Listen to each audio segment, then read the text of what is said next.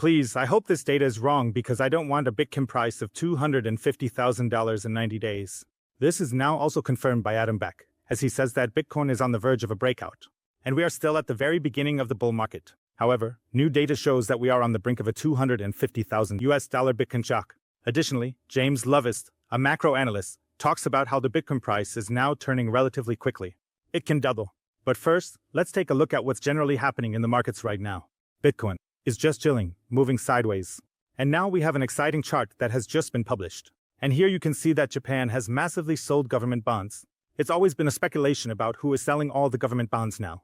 But it says here, this represents the largest 2-week sell-off since data collection began in 2005. And this is announced by the Ministry of Finance in Japan. So, they have massively sold government bonds here. It's not entirely clear what kind of government bonds, but it's very likely that the majority of them are US government bonds.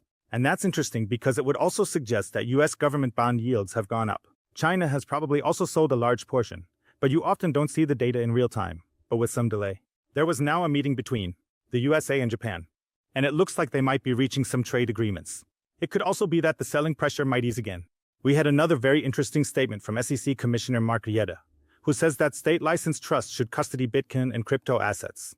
And that's something similar to what the Fed has now said, that regulation should be somewhat reduced. And similarly, other people are now saying, like those from the SEC, that there should be even more custody happening in more institutions. This would further boost Bitcoin adoption. And now we need to look at two massive charts that are going absolutely parabolic. You can already see it here, 300,000 views. The chart is shared again, almost 200,000 views. And this is the chart that is absolutely skyrocketing, predicting a $220,000 Bitcoin price. Luke Broles comments on this. Please, I hope these data are wrong. I don't want a $250,000 Bitcoin by summer, because he obviously wants to keep stacking at lower prices.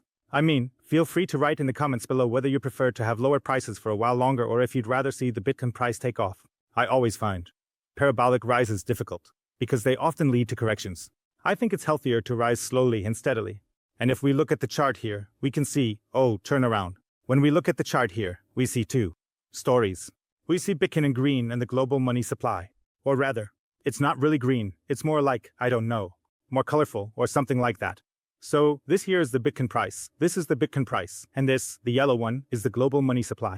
And we see here that the price always lags behind by about 90 days. And the chance that Bitcoin will rise to $220,000 or $250,000, according to this chart, is higher than ever before. Here, this would also be shared as the craziest chart in financial history or currently in finance. Here, we always have the correlation between the M2 money supply and Bitcoin price. Whether it really will rise to $250,000, I don't know. It will probably rise. I probably wouldn't bet that it will rise to $250,000. There were also a few criticisms of the chart. Zero Hedge shared a similar chart here. We can also see the Bitcoin price here, which is in color. And the green part here is the money supply, which is shooting upwards. But it comes to different values here. That means, with a 90-day delay, it only reaches a Bitcoin price of $115,000. That means that in 90 days, we could be at around $115,000 or $120,000. And the chart from Zero Hedge here does not yet take into account that the People's Bank of China and the Bank of Japan are massively printing money, but it only reflects the current M2 money liquidity. And yes, you can now write to me below in the comments whether you prefer the bullish version or the bearish version here. But we are now switching between 115,000 and 240,000 within 90 days. These are currently, according to the global M2 money supply, the projections of where the Bitcoin price could go. Let's listen briefly to what Adam Back has to say, because Adam Back confirms exactly this breakout. He sees other reasons for the breakout, but he confirms, as he also said, he expects a Bitcoin price of up to $1 million in this cycle. He reinforces his bullishness again and says we are right at the very beginning of the bull market. I think the clip here must be new. Vivek just posted it here about an hour ago or something. Adam Back, who was mentioned by Satoshi in the white paper, is here in a CNBC television interview.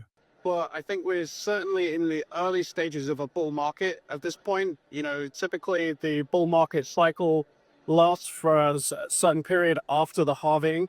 And so we're still in the early innings. He even says it. We are at the beginning of a bull market. Right at the beginning. I think I said bull market before, but I think I mixed it up. Edebek, what? Because we've been in a bull market for a long time. I think what you mean here is the bull market. That means the bull market is really the parabolic phase, where it goes upwards. He also says yes. On the other hand, he says yes, the bull market often extends long after the halving. So, it could also be that he means bull market here. But then it would really mean that we won't have a bear market again in 2026. But rather it would indicate a right-shifted bull market that might last 2 or 3 years longer or something like that. And accordingly, he also expects a Bitcoin price of over $1 million.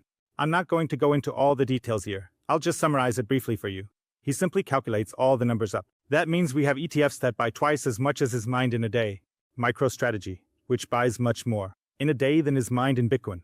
And now with 21 Capital, another company is joining in. That means he's simply considering the whole supply-demand stuff. And he's talking about a supply shock. This is also what he often writes about on Twitter, or on X, as one should say, that a supply shock is coming our way. The best way to explain what he means is with this chart here. And you can see the Bitcoin chart on the white line, and you can see it keeps going up, up, up. And on the orange line, you can see Bitcoin on the exchanges. And if we take a look here, we see a trend here, like since, well, actually, we had the peak here somewhere in 2021. And since 2021, it first started to slowly go down here.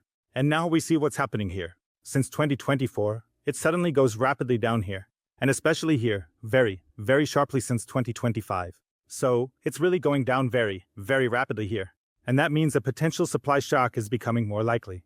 That means, day by day, it becomes more likely if any catalysts come into play in the background.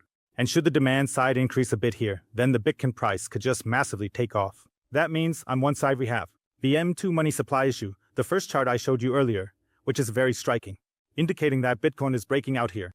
Then we have the second issue here, the one that Adam Beck emphasizes, with the supply shock, where Bitcoin on the exchanges is massively decreasing, and the Bitcoin price is always created here at the margin. That means, what is always crucial is how many Bitcoins are on the exchange. The Bitcoin price is measured by that. That's why it's so important how many Bitcoins are on the exchange. That means, if there are relatively few Bitcoins on the exchange, relatively little capital can cause the Bitcoin price to break out upwards. Of course, it also works the other way around, but that is definitely very, very interesting, and the trend continues. So, if the trend continues like this, we will soon have less than 1 million Bitcoins on the exchanges. David Bailey wrote something very interesting about this. He says, every week a few new corporations announce Bitcoin treasuries. Soon it will be every day. Over 1,000 public stocks with cash flow and capital raising listed on every market, included in every index, in every new packaging and repackaged for every bid, every single day. Currently, they collectively own over 700,000 Bitcoin. If Bitcoin remains unchanged, it could be over 1 million by the end of the year. If Bitcoin rises, the market will be rewarded with liquidity and their Bitcoin programs will accelerate. It seems plausible that this group could hold 2 to 3 million Bitcoin by next year. This catalyst alone will dramatically raise the Bitcoin price. This is the next part of the supply chain story. That means, on one hand, the coins are always moving away from the exchange, and on the other hand, there is increasing demand.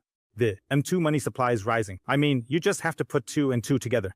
That means, number go up. Where exactly it will go, I can't tell you.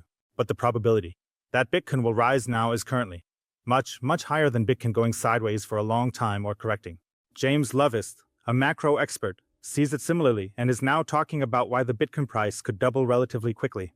Well, and so when you take that into account, Marty, what happens is the smart investors start reallocating money out of bonds and into Bitcoin, and then that's it. That's like Bitcoin will gain so many assets. Like it will be the total market value could double, very rapidly. And now I still believe that's a little bit of ways off because of what you said in your tweet earlier, your post earlier, which is there's an understanding arbitrage, there's an information arbitrage. People are not getting it yet. So that's the next catalyst, that he assumes Bitcoin can draw a lot of capital from other asset classes.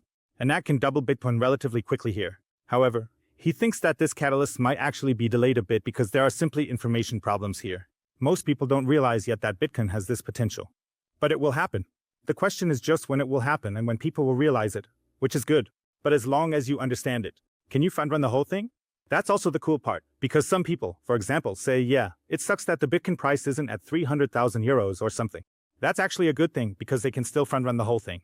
It's also a good thing that not everyone here understands what Bitcoin is yet. If somehow everyone here understood Bitcoin, then the Bitcoin price would be at 10 million and not at 100,000 or below 100,000. And that's why you should see it positively and not get upset. Like, oh, people are all so dumb, they don't understand Bitcoin here or something.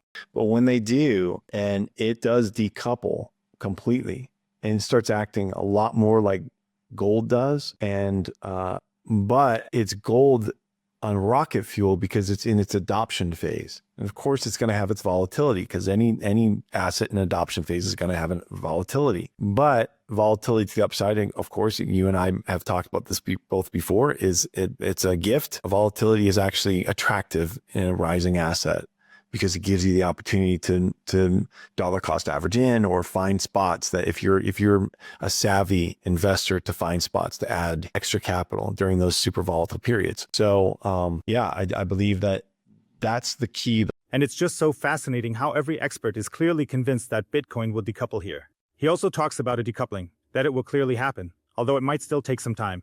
But he compares Bitcoin more to gold and says that Bitcoin is gold with rocket fuel, because it obviously goes up much more, as it has much more explosive potential, since Bitcoin is still in the monetization phase.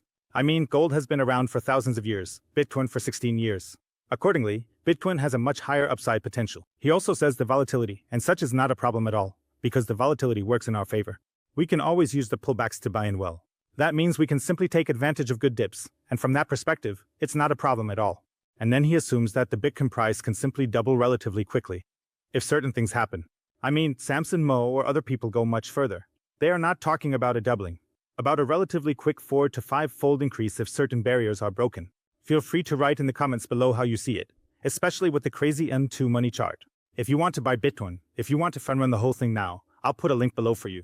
21 Bitcoin, how you can buy Bitcoin easily, safely, and simply. Tickets with the code Bitcoin Hotel, still up to 20% off fees when buying Bitcoin. Guys, we'll see each other. Peace out.